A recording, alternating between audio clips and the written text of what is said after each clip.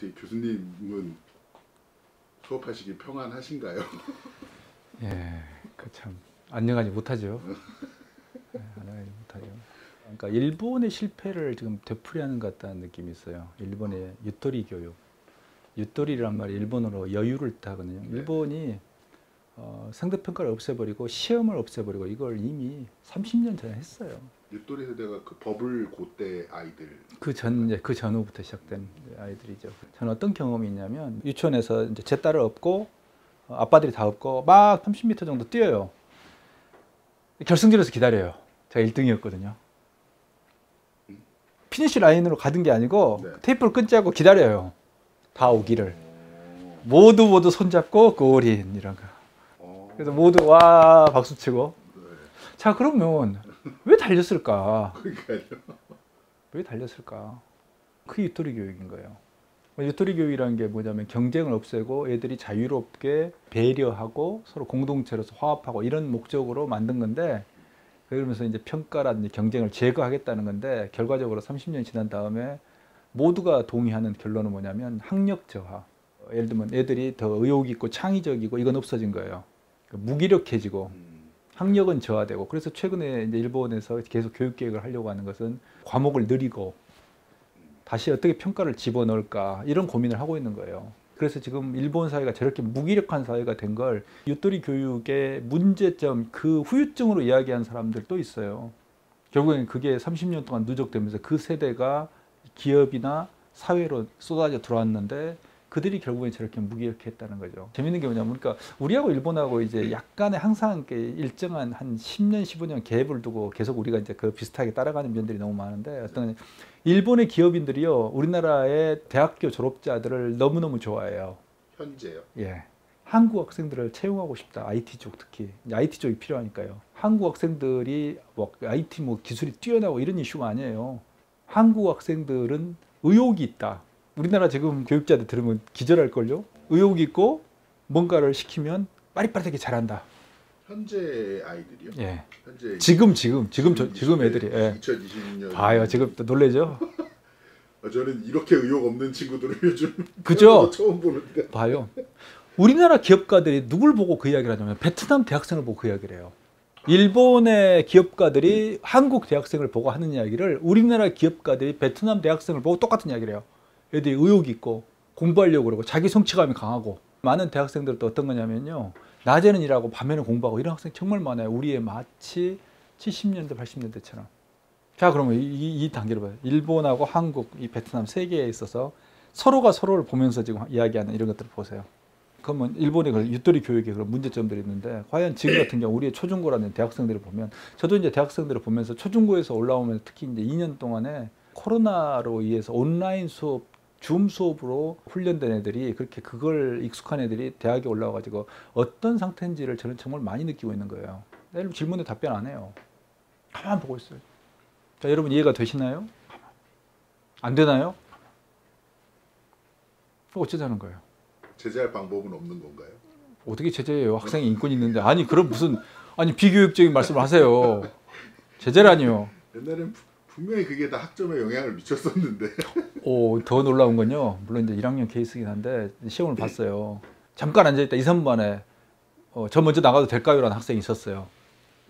백지예요. 이건 F 처리가 됩니다라고 설명을 해요. 그럼 잠깐 멈추다고 앉아있어요. 근데 조금 있다가 나가도 될까요? 그럼 나가세요 그러잖아요. 똑같이 백지예요. 자, 이건 어떻게 할까요? 그게 아까 이야기하는 절대평가 이슈하고 맞물릴지 몰라요. 대학도 그동안에 2년 동안 코로나 사태 때 절대평가를 도입했거든요. 근데 엄청나게 그게 학생들을 경우에 따라 스포일 시키는 거예요. 또 학생들이 모르고 있는 게, 절대평가는 상대평가보다 훨씬 더 위험하고 점수를 줄 때 더 엄격할 수 있다는 걸 학생들이 생각을 못해요. 일반적으로 절대평가하면 다 A 준다고 생각하고 실제로 그렇게 작동을 해요. 그래서 코로나 때 저희는 중앙대 어떤 교수님이 다 A 준다는 건 아니다. 그리고 더 이게 성적이 엄격하게 할 수 있다고 이야기를 했다가 난리가 난 적이 있어요. 게시판에서. 어떤 이슈로 난리가 나요? 그럴 때는? 절대평가인데 학점을, 절대평가는 다 A 아니냐는 거예요. 근데 이제 이런 게 있죠. 그러니까 항상 이제는 교육을 할 때 정말 교육의 목적이 뭔가라는 걸 계속 고민할 때가 이제 많아지는 거예요. 만약에 코로나 3년째 올해가 온라인 수업이 됐으면 대학은 전체 시스템이 붕괴돼 버렸을 거예요. 전체적으로 그러니까 그걸 떠나서 비대면 대면을 떠나서 지금 대학이 근본적으로 어떤 이슈에 휘말리냐면 대학의 존재 가치예요. 존재의. 대학은 존재할 필요가 있는가? 대학의 존재의를 부정하는 가장 극단적인 시그널이 뭐냐면요. 블라인드 채용하는 거예요. 그건 대학의 존재 가치를 완전히 다 쓸어버리는 거예요. 가치가 없다고 봐버리는 거예요. 왜? 4년 동안에 애들이 들었던 예를 들어서 한 130학점 정도 한 학기에 6과목을 들었으면 6명의 교수가 평가를 하면 1년에 12명 4년 동안 48명 50명 가까운 교수가 50개의 각도에서 그 학생을 평가했던 그 가치의 덩어리를 부정하는 거예요. 근데 사실은 블라인드 그러니까 학벌을 보는 거는 어떻게 보면 되게 공정하다라는 저 아는 그런 인사 팀장님이 그런 얘기를 하시긴 했는데 우리나라가 지금 블라인드를 하는 건 결국은 학벌이 아니라 학연을 봐서 그런 거잖아요. 아니죠. 그러니까 학벌이라고 표현하기보다는 학력. 적어도 이제 학력이라는 이슈는 어떤 이슈가 있냐면요. 다른 건 몰라도 공부에 대한 문제를 푸는 능력이 뛰어나다는 것으로 레이팅을 하는 거예요. 그러면 예를 들면 대학이 그러니까 예를 들면 가지고 있는 그런 평가 기준이나 이런 것들이 문제가 있으면 예를 들면 사회가 그걸 수용을 안 하면 되는 거예요. 지금 그런데 블라인드 채용이라는 건 어떤 거냐면 일단은 대학이 가지고 있었던 그 평가 시스템을 무시하겠다는 거예요. 그건 대학으로 있어서 굉장히 모욕적인 이야기예요. 근데 저는 대학 교수들이 거기에 대해서 문제제기하지 않는 걸 정말 의아하게 보는 거예요. 그리고 또 지금 예를 들면 삼성 같은 경우가 독자적으로 교육기관을 만들어서 운영하고 이런 거 하잖아요.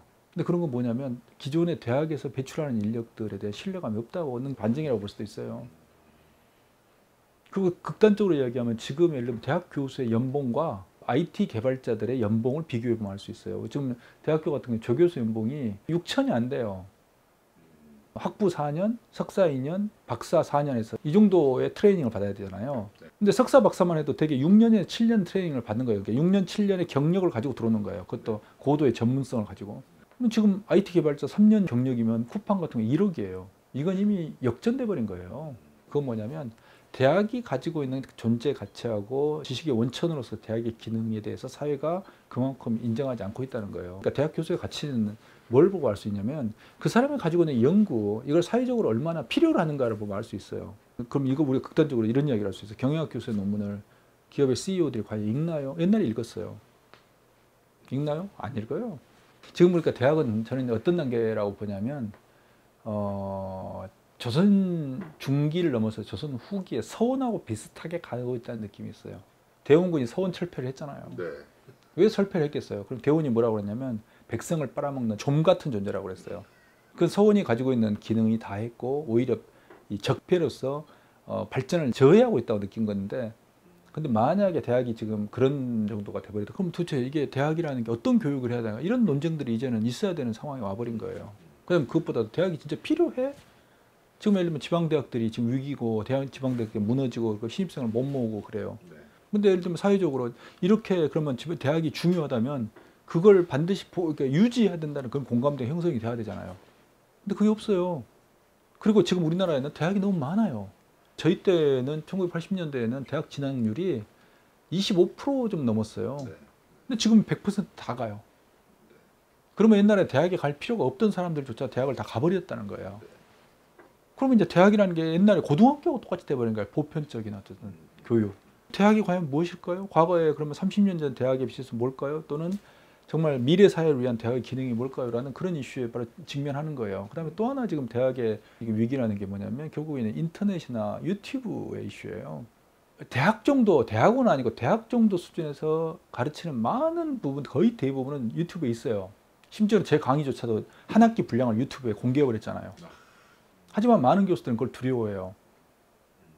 줌 수업에서 처음에 교수들이 느꼈던 당혹감과 저항이 그거였어요. 교실이라는 폐쇄된 공간에서 강의를 하는, 이러면 완전히 폐쇄되기 때문에 자기 강의를 다른 강의와 비교할 수 없는 거예요. 하지만 유튜브에 올려가지고 공개해버린 순간 그건 이미 전 세계 글로벌 언어 장벽이 있지만 전 세계에 누군가가 보고 있는 거예요.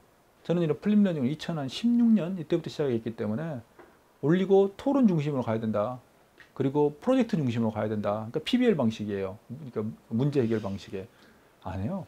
어떻게 해요? 대학은 그냥 그런 거 이 전체 대학이라는 한국의 시스템이 다 무너지느냐.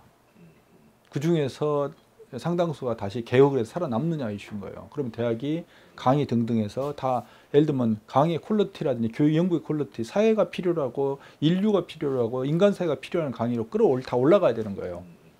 그 교수님은 대학이 변할 수 있을 거라고 보세요? 어떻게 보세요? 다수의 대학은 안 된다고 봐요. 다수의 대학. 불행하게도.